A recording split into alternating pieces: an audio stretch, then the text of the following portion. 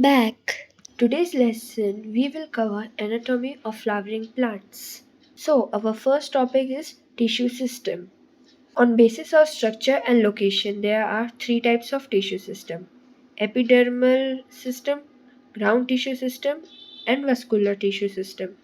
तो epidermal tissue system में हम पढ़ेंगे एपिडर्मल सेल या एपिडर्मिस, स्टोमेटा के बारे में, एपिथेलियल अपेंडेजेस के बारे में, उसमें हम ट्राइकोम और रूट हेयर्स, क्यूटिकल एक वैक्स की बनी हुई लेयर है जो कि एपिडर्मिस को कवर करती है। ये वाटर रेजिस्टेंट सब्सटेंस से बनी होती है जैसे cutin, suberin. Epidermis interrupted at places by the presence of tiny pores called stomata. Stomata जो है लीव्स के एपिडर्मिस पे पाए जाते हैं और यंग शूट्स में भी पाए जाते हैं। वहाँ जो है वो पोर होता है गार्ड सेल के बीच में होता है और यहीं पे मूवमेंट ऑफ गैसेस होती है। Next is guard cell. Guard cell जो है स्टोमा या स्टोमेटल अपर्चर को सराउंड करती है। सेल में क्लोरोप्लास्ट होता है, आउटर लेयर थिन होती है, वहीं जो अंदर वाली वॉल है ये थिक होती है। गार्ड सेल रेगुलेट करते हैं closing and opening of stomata.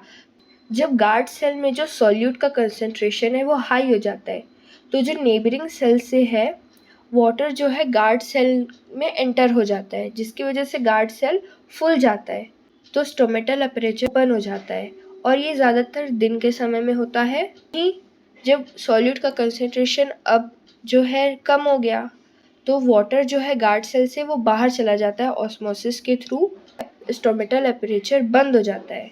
Guard cell B shape होते हैं डाइकॉट्स में, लेकिन मोनोकॉट्स में डंबल शेप्ड। सब्सिडियरी सेल जो है ये स्पेशलाइज्ड एपिडर्मल सेल होते हैं जो कि गार्ड सेल के अराउंड देखे जाते हैं। तो एपिडर्मल अपेंडेजेस आउटग्रोथ है एपिडर्मिस के। तो रूट हेयर जो है यूनिसेल्यूलर एलोंगेशन होते हैं, तो मिनरल एब्जॉर्ब करने में हेल्प करते हैं। ट्राइकोम्स यूनिसेल्यूलर या मल्टीसेल्यूलर कुछ भी हो सकते हैं, ये सॉफ्ट या स्टिफ भी हो सकते हैं। ग्राउंड टिश्यू सिस्टम, सारे टिश्यूज एपिडर्मिस और वस्कुलर बंडल को छोड़ के जो है वो ग्राउंड टिश्यू में आते हैं। Parenchyma, sclerenchyma, collenchyma. हमारा वस्कुलर टिश्यू सिस्टम, इसमें हम जाइलम एंड फ्लोएम के बारे में पढ़ेंगे। जाइलम जो है वाटर मिनरल का ट्रांसपोर्ट करता है, वहीं फ्लोएम फूड का। जाइलम का जो डायरेक्शन रहता है रूट से शूट तक, वहीं फ्लोएम जो है दोनों डायरेक्शन में काम करता है। अगर ओपन वस्कुलर बंडल बोला गया है मतलब कि कैम्बियम प्रेजेंट है और ये पाया जाता है डाइकॉट्स में। अगर क्लोज वस्कुलर बंडल है तो कैम्बियम उसमें नहीं होता है और ये मोनोकॉट्स में पाया जाता है।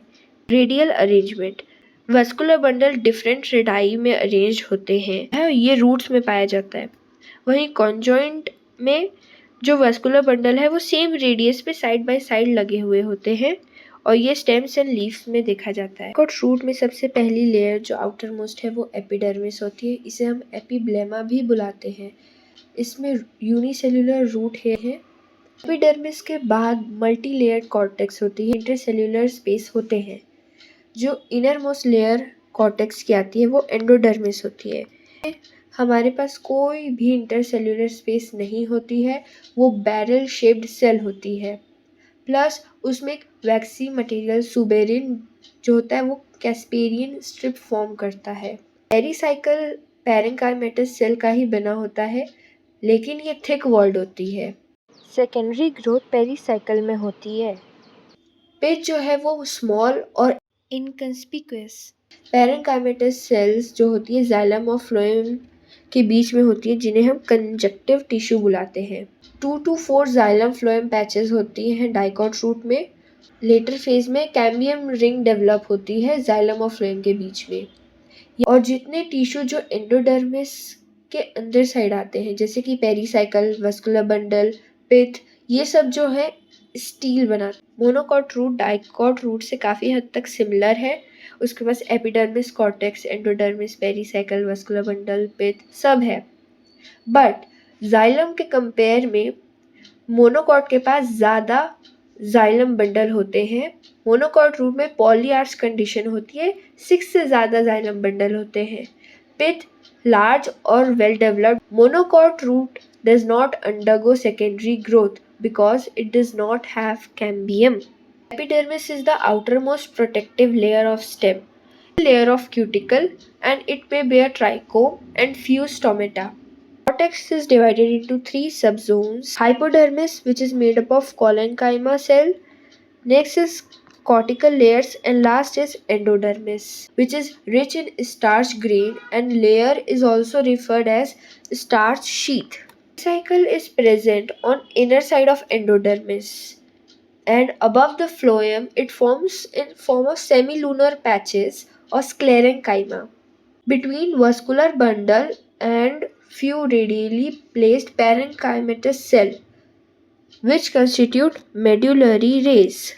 A characteristic feature of dicot stem is ring arrangement of vascular bundles, conjoint, open, and in enlarged condition. Parenchymatous cell with large intercellular spaces occupy central portion of stem, which we called as pith. Monocot stem we have sclerenchymatous hypodermis and a large number of scattered vascular bundles. Vascular bundle is surrounded by sclerenchymatous bundle sheath. Parenchymatous ground tissue. Monocot stem is conjoint, closed, and enlarged protoxylem. The phloem parenchyma is absent. Water containing cavities are present within the vascular bundle. In dicot leaf, epidermis consists of conspicuous cuticle. Epidermis is divided into two layers. The upper is called adaxial and lower is called abaxial. Abaxial contains more stomata as compared to adaxial, and adaxial may even lack stomata. The adaxially placed palisade parenchyma is made up of elongated cells arranged parallel to each other. Next is spongy parenchyma.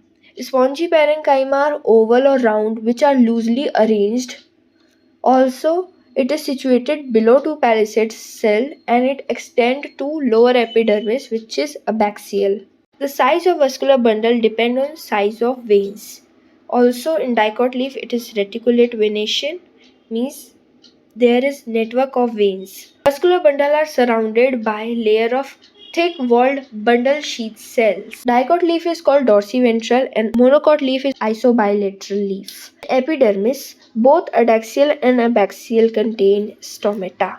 Mesophyll is not differentiated into palisade and spongy parenchyma. Certain adaxial epidermal cell modify themselves into large empty colorless cell, जिसको हम bulliform cell बुलाते हैं. जब bulliform cell water absorb कर लेता है, turgid मतलब कि स्वल फूल जाता है और लीफ सरफेस एक्सपोज हो जाती है. वाटर स्ट्रेस के कारण लीफ को इनवर्ड तरफ कर्ल करवा देते हैं ताकि वाटर लॉस मिनिमम हो जाए. मोनोकॉट लीफ में हमारे पास पैरेलल वेनेशन होते हैं. तो nearly similar vascular bundle size. Primary xylem is of two types, protoxylem and metaxylem. Protoxylem is the first from xylem and metaxylem is formed later. Protoxylem is smaller in size and less thickened, while metaxylem is larger in enlarged condition. Protoxylem means the first form is toward inner side and metaxylem is toward outer side. Stems. Xylem matures from center to outside, means outer side is more developed. Enlarged condition, protoxylem बाहर की तरफ होता है और metaxylem centre की तरफ होता है. एनसीईआरटी डायग्राम में ये देख सकते हो, मेटाजाइलम है वो सेंटर की तरफ है, वहीं जो प्रोटोजाइलम है जो पेरिफेरी की तरफ है.